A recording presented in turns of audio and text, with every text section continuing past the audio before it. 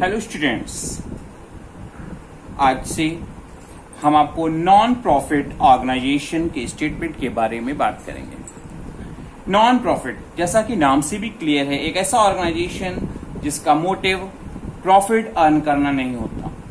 Just like हम बात करते हैं ऑर्फनेज, स्कूल्स, अनाथालय जो हैं, धर्मशाला, ये जो हैं जिनका मकसद क्या है, लोगों को सेवाएं देना। मंदिर, रिलीजियस जितने ऑर्गेनाइजेशन हैं, गुरुद्वारे हैं, ये सब क्या है, इनका मोटिव होता है नॉन प्रॉफिट ऑर्गेनाइजेशन होते हैं। और इनके स्टेटमेंट की जहां पे भी बात की जाती है वो होती है आपकी नॉन प्रॉफिट ऑर्गेनाइजेशन। मीनिंग मैंने लिखा हुआ है, such organisation which are form to provide service to the public and its member not to earn profit. ये पब्लिक को और इसके मेंबरान्स को फैसिलिटीज प्रोवाइड, सुविधा प्रोवाइड करने के लिए, सर्विस प्रोवाइड करने के इंटेंशन से इनको एस्टेब्लिश किया जाता है। इनका मकसद प्रॉफिट कमाना नहीं। जैसे कि हम बात करते हैं इस्कॉन की, आपने नाम सुना होगा। ये क्या है, लोगों को सेवा करने के इंटेंशन से इस तरह के ऑर्गेनाइजेशन एस्टेब्लिश किए जाते हैं। इज नॉन प्रॉफिट ऑर्गेनाइजेशन, ऐसे ऑर्गेनाइजेशन कौन से हैं, नॉन प्रॉफिट ऑर्गेनाइजेशन। इनका मेन सोर्स ऑफ दिया हुआ, the main source of income of such organization is membership, subscription, donation and grants. इनकी जो फंड की नीड जो फुलफिल होती है वो होती है डोनेशन से, मेंबरशिप फीस से, ग्रांट्स जो मिलती हैं उससे ये क्या करते हैं, अर्न करते, रेवेन्यू पाते हैं। और उससे ही ये क्या करते हैं, सर्विस प्रोवाइड करने में, लोगों को सुविधाएं देने में अमाउंट को खर्च करने का काम करते हैं। नॉन प्रॉफिट ऑर्गेनाइजेशन की सिचुएशन में 3 स्टेटमेंट बनाए जाते हैं।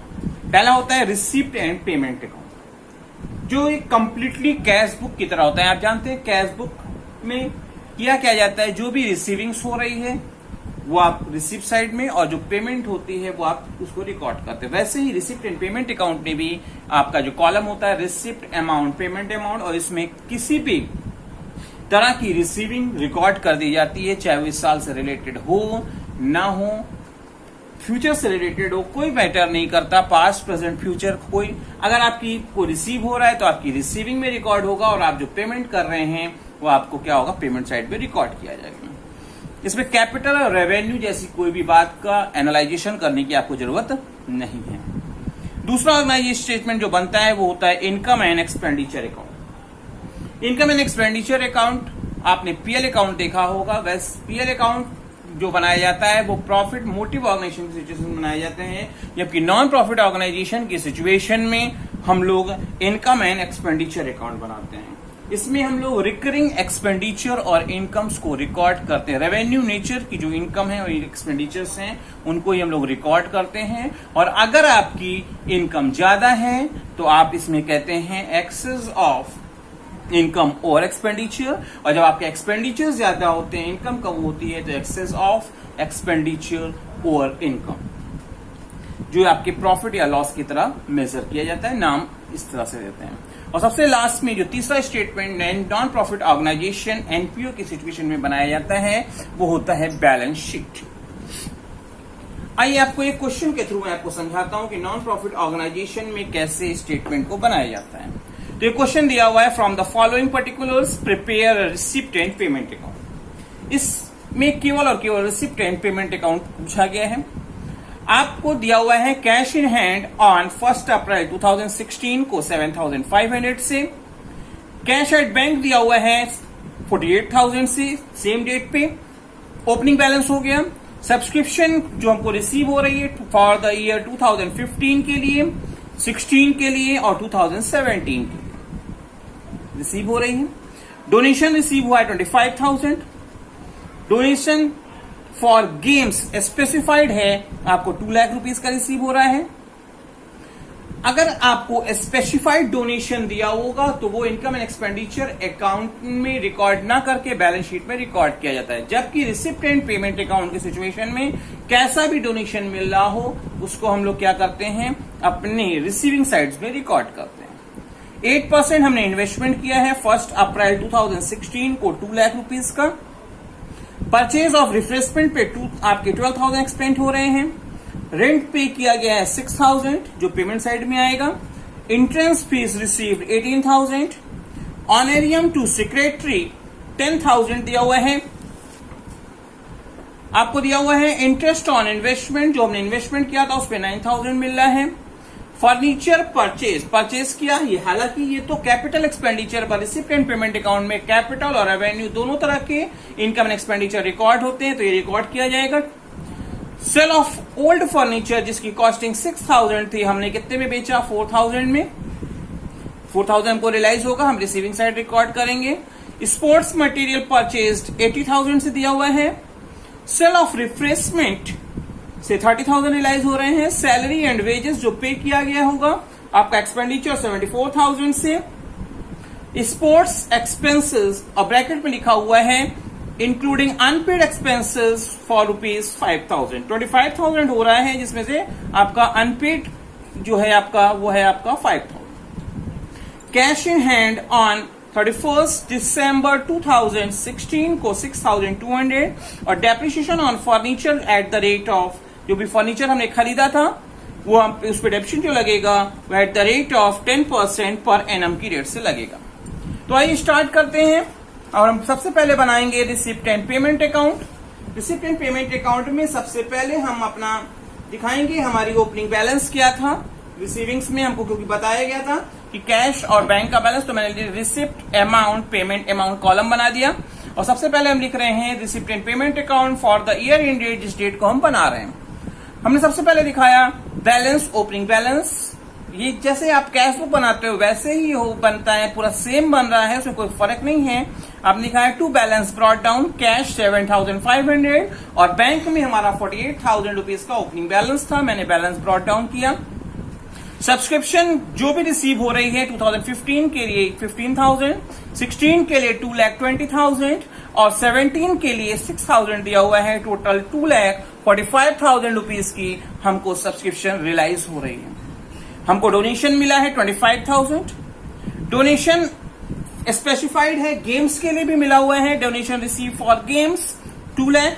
कोई भी रिसीविंग हो, मैंने आपको पहले ही बोला है कि रिसिप्ट एंड पेमेंट अकाउंट में कैसी भी रिसीविंग्स हो, हम रिसीविंग है तो रिसीव साइड और कैसी भी पेमेंट्स हो रहे हो चाहे वो इस साल से रिलेटेड हो या ना हो, अब पेमेंट साइड हम रिकॉर्ड करते हैं। तो मैंने पहले रिसीविंग्स की बात कर रहा हूं। फिर इंटरेस्ट फीस रिसीव हुई थी हमको 18,000, वो भी करा जाएगा। इंटरेस्ट ऑन इन्वेस्टमेंट हमको 9,000 रियलाइज हुआ है, वो रिसीविंग्स में आ रहा है। सेल ऑफ फर्नीचर से 4,000 रियलाइज हो रहे हैं और सेल ऑफ रिफ्रेशमेंट से 30,000 रुपीज हमको रियलाइज हो रहे हैं। टोटल हमारे को रिसीविंग हुई है 5,82,500। अब हम चलते हैं पेमेंट साइड में। तो हमने सबसे पहले दिखाया इन्वेस्टमेंट जो परचेज किया था हमने, 8% इन्वेस्टमेंट परचेज, जिसमें हमारे को 2 लाख रुपीज हमारे खर्च हो जाएंगे, पैसा जा रहा है तो हम इसे पेमेंट साइड रिकॉर्ड करेंगे। फिर क्या दिखा रहे हैं, purchase of refreshments 12,000, rent paid 6,000 हो रहा था, ऑनरेरियम टू सेक्रेटरी को जो हमने दिया था वो 10,000, उस पर भी पैसा जा रहा है, तो जो भी पेमेंट पैसा जाएगा वो हम क्या करेंगे, रेट साइड पे रिकॉर्ड करेंगे। परचेज ऑफ फर्नीचर 20,000 से दिए हुए हैं, हमने फर्नीचर परचेज किया 20,000 गया। स्पोर्ट्स मटेरियल परचेज किए थे 80,000 के, पैसा यहां पे भी जा रहा है। सैलरी एंड वेजेस पेड 74,000, ये भी पेमेंट हो रहा है। स्पोर्ट्स एक्सपेंसेस की बात करते हैं तो 25,000 का होना चाहिए, जिसमें 5,000 हमारे क्या अनपेड हैं, तो हमने 20,000 का पेमेंट कर दिया है।